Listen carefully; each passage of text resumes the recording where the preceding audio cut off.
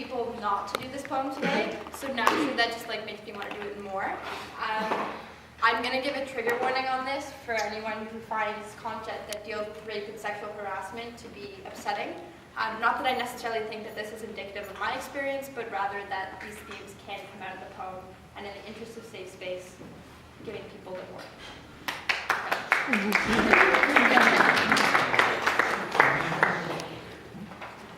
The smell of cigarette smoke on a man's breath is a trigger for me.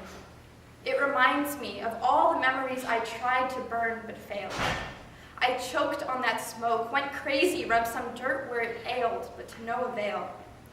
Sometimes I think that life is just smoke and mirrors, that as we get older, it won't become any clearer. You see, I thought I was wise enough to know the difference between a yes and a no, but you loving me was never a yes or no question. It wasn't presented like an option. There was no opt-out. There was only opt-in. It was a fact. It was going to happen, and the only thing I could do was sit back and wait for it to begin. I should have said something. I should have raised my displeasure, but I was so focused on being somebody's treasure. I was scared of the power that you had over me, the way you could reveal me to others, but I'm left with silent pain, hiding from my own reflection under my covers. I was young then, but I thought I was older.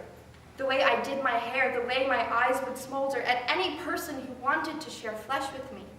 I didn't realize that being desired wasn't the same as being free. You see, I thought I wanted to hold your hand, but you went further, searching for something else in your fervor. You never said please, but I never disciplined you. I just laid back and let you do what you do. I don't want to say it wasn't consensual. I was a grown girl. Making decisions was in my potential. But if making love is a two-way street, you have to stand at that intersection where they both meet. You can't go down the road and pick a child from her front yard. I didn't think that talking about this way would be so hard. You see, I saw the signs, I read the writing on the wall, and yet I was dumb enough, I went along with it all. I thought it would make me stronger, more special, more whole, but looking back, I can see it was where my walls began to crumble. I can tell that you're lost by the way your hands grab flailingly out into nothingness and held tight to the first thing you found, which was me and my kiss.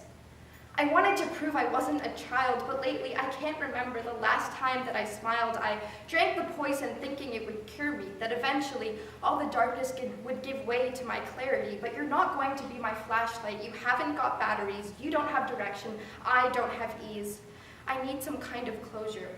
It was just the two of us, and yet I feel the effects of exposure. I run away from you when I see you in the street. I can smell your smoke from afar, although it's discreet. I refuse to be that girl who smells smoke and runs head on into the fire.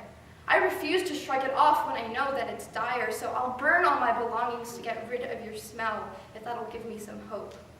So here I stand with a broken match, waiting, watching myself go off in smoke. Thanks, guys.